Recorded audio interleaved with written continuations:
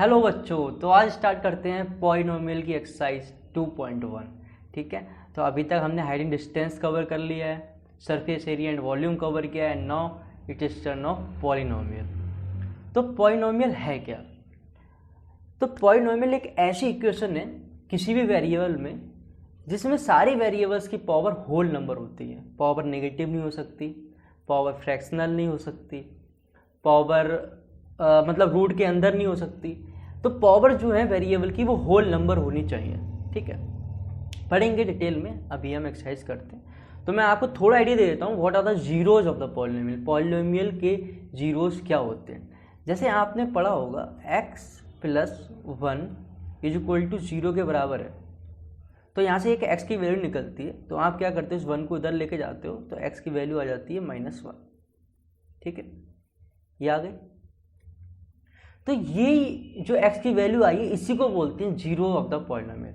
मतलब x की एक ऐसी वैल्यू जिसके लिए आपकी पॉलिनोमियल 0 के बराबर हो जाए। जैसे अगर मैं एक पॉलिनोमियल दूँ px = 2x + 3, मैंने क्या बोला, x की एक ऐसी वैल्यू जिसके लिए आपकी पॉलिनोमियल 0 के बराबर हो जाए। तो मैं पॉलिनोमियल को 0 के बराबर रख दूंगा, 2x + 3। अब हम 3 को उधर लेके जाएंगे तो x की वैल्यू आ जाएगी -3/2। आई होप आपको निकालना आता होगा। तो जो आप ये x की वैल्यूज अभी तक फाइंड करते हुए आए हो second, third, fourth, fifth class से, इन्हीं x की वैल्यूज को बोलते हैं जीरोज ऑफ द पॉलिनोमियल। मतलब x की वो वैल्यू जिसके लिए आपकी पॉलिनोमियल 0 के बराबर हो जाती है। तो हम इसको 0 तो रखते आते हैं, हमेशा 0 रखते हैं, तभी तो x की वैल्यू निकालते हैं। लेकिन हमें ये नहीं पता होता है कि हम इसको 0 क्यों रखते हैं। x की वैल्यू निकालने के लिए इसको 0 रखते हैं। जो x की वैल्यू आती है उसी को आप बोलते हो zero of the polynomial. Right, understand. इन्हीं को रूट्स भी बोल सकते हैं, कुछ क्लास में रूट्स भी यूज करते हैं। इनका दूसरा नाम रूट्स भी होता है, रूट्स ऑफ द पॉलिनोमियल। और छोटी क्लास में हम पढ़ते थे वैल्यू ऑफ x। हम डायरेक्ट बोल देते थे कि x की वैल्यू फाइंड करो। तो जो आप x की वैल्यू को फाइंड कर रहे हो उन्हीं को हम जीरो ऑफ द पॉलिनोमियल बोलते हैं।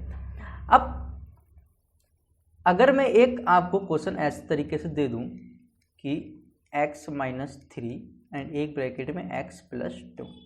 अब मैं आपसे बोलूं कि find the zeros of the polynomial, तो आप क्या करोगे, इसको 0 के बराबर करोगे। ठीक है, तो या तो पहली टर्म 0 या सेकंड टर्म 0। तो अगर मैं फर्स्ट टर्म को 0 करूंगा, तो x की वैल्यू आ गई 3। एंड अगर मैं सेकंड टर्म 0 करता हूं, तो x की वैल्यू आ गई -2। तो ये जो दो वैल्यूज आई हैं, इन्हीं को आप बोलते हो zeros of the polynomial. Zeros of the polynomial, या हम बोल सकते हैं रूट्स ऑफ द पॉलिनोमियल। ठीक है, या तो मैं रूट्स ऑफ द पॉलिनोमियल बोल सकता हूँ। तो इसमें कितने आंसर आ रहे हैं? इसमें 2 आंसर आ रहे हैं। अभी इस टाइम पे कितने आंसर आ रहे थे? 1 आंसर आ रहा था। ऐसा क्यों? देखो, अगर आप जब इसको एक्सपेंड करोगे, मल्टीप्लाई करोगे, तो ये एक्चुअली क्वाड्रेटिक इक्वेशन लिखी हुई है। तो क्वाड्रेटिक इक्वेशन की डिग्री 2 होती है, इसलिए इसके 2 रूट्स आए हैं। यहाँ पर देखो डिग्री, यहाँ पर पावर कितनी है? 1 है, तो रूट्स भी कितने हैं? 1 आए। यहाँ पर पावर कितनी है? 1 है, तो रूट्स भी कितने हैं? 1 आए। तो हम इनडायरेक्टली ये कह सकते हैं कि zero of the polynomial, zeros of the polynomial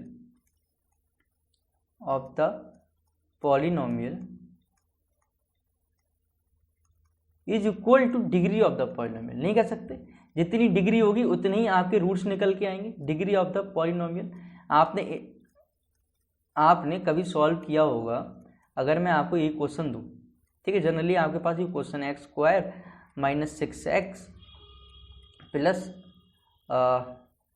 मान लो आपके पास है 7 है, नहीं 7 नहीं है, आपके पास है मान लो 5 है, मान लो। ठीक है, 5 है। अब मैं बोलूंगा कि आप इसकी वैल्यू निकालो, तो आप क्या करते हो, आप x की वैल्यू निकालने के लिए पहले तो उसको 0 बराबर रखते हो, फिर आप 2 मेथड लगाते हो। या तो आप इसको स्प्लिट करोगे, यही पढ़ा होगा, या तो स्प्लिट करोगे, या तो इसमें एक फॉर्मूला लगाओगे -b ± (b² - 4ac/2a। यही करते हो।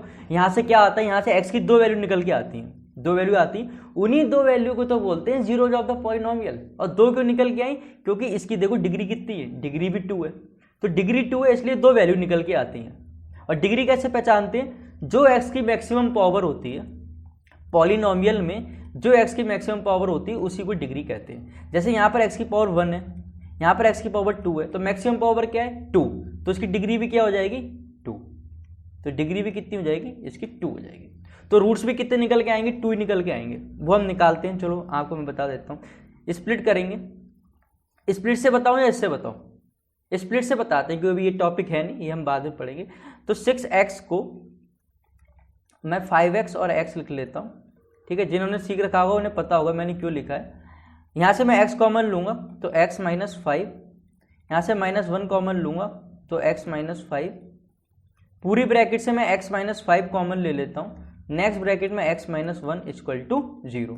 तो या तो ये ब्रैकेट 0 हो जाए तो x इक्वल टू 5 आ जाएगा, या ये ब्रैकेट 0 हो जाए तो x इक्वल टू 1 आ जाएगा। कितने जीरोज निकल के आए? 2 जीरोज निकल के आए। 2 ही क्यों निकल के आए? क्योंकि डिग्री 2 थी। डिग्री 2 क्यों है? क्योंकि मैक्सिमम पावर 2 है। तो ये आपको कॉन्सेप्ट समझना पड़ेगा, number of zeros of the polynomial is equal to the degree of the polynomial. जितनी जीरोज उतनी ही डिग्री, ठीक है। उसके बाद मैं समझाता हूँ ज्योमेट्रिकल मीनिंग, कि इसकी ज्योमेट्रिकल मीनिंग क्या है। तो जितने ही आपके जीरो होंगे, number of zeros of polynomial is equal to number of time graph cut the x axis, number of time graph cut the axis. तो जितने आपके जीरोज होंगे पॉलिनोमियल के, उतनी ही बार आपका ग्राफ एक्स एक्सिस को कट करेगा। कौन सी एक्सिस को? एक्स एक्सिस को, ठीक है। एक्सिस पता है ना कौन सी वाली एक्स होती है? ये वाली, इस वाली एक्सिस को बोलते हैं एक्स एक्सिस, और इस वाली को बोलते हैं वाई एक्सिस। तो जितने आपके जीरोज होंगे उतनी ही बार ग्राफ एक्स एक्सिस को कट करेगा। जैसे अगर मैं इस ग्राफ की बात करूं तो ये वाला जो ग्राफ है, इसमें ये एक्स एक्सिस को कितनी बार कट कर रहा है? एक तो यहाँ कट कर रहा है, ठीक है, एक तो यहाँ कट कर रहा है, एक सेकेंड,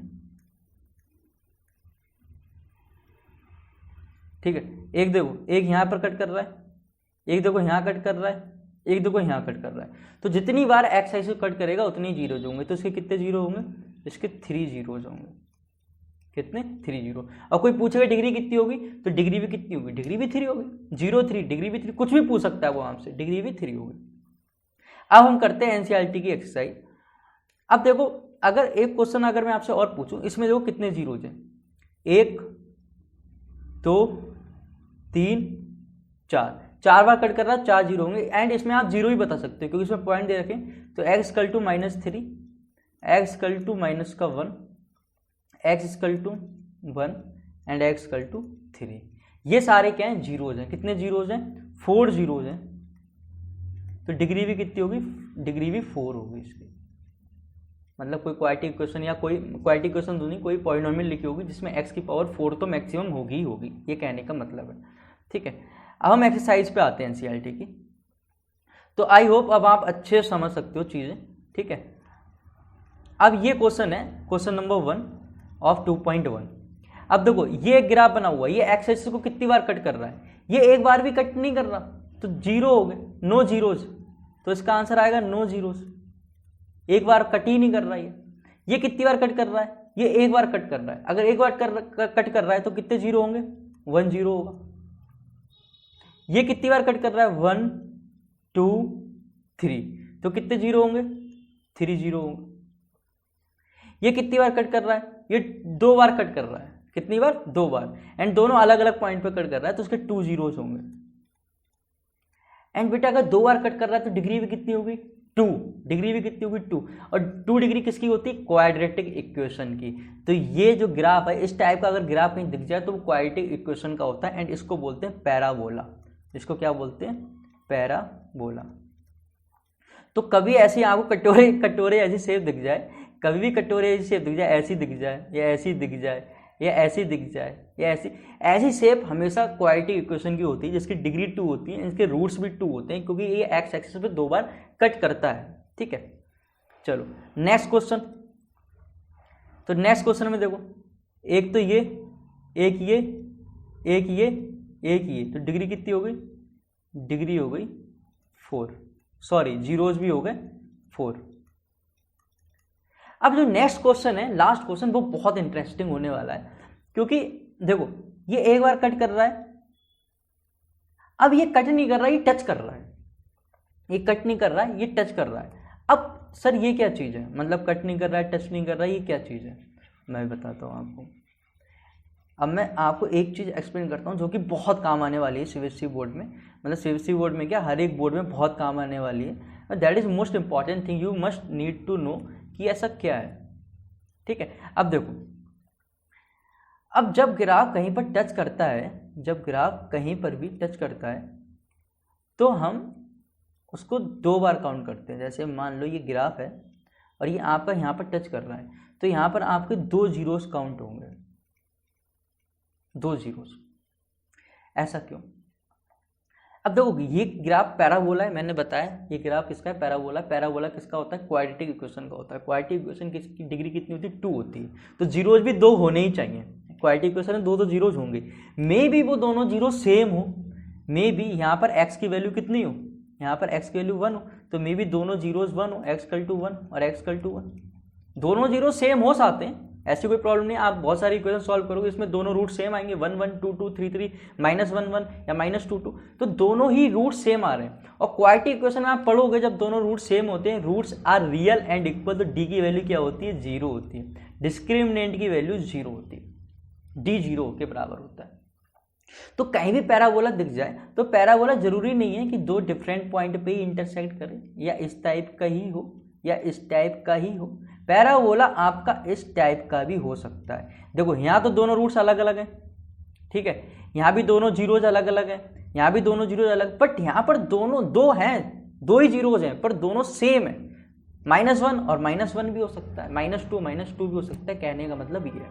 तो डिग्री इसकी 2 ही होगी, लेकिन अब एनसीईआरटी में इसको एक ही बार काउंट किया है, मतलब जीरोज दोनों सेम है तो उन्होंने एक ही बार काउंट किया, उन्होंने 2 बार काउंट नहीं किया है। बट आप ध्यान रखना जीरोज 2 होते हैं, दोनों सेम होते हैं, इसलिए एनसीईआरटी में एक बार काउंट किया है।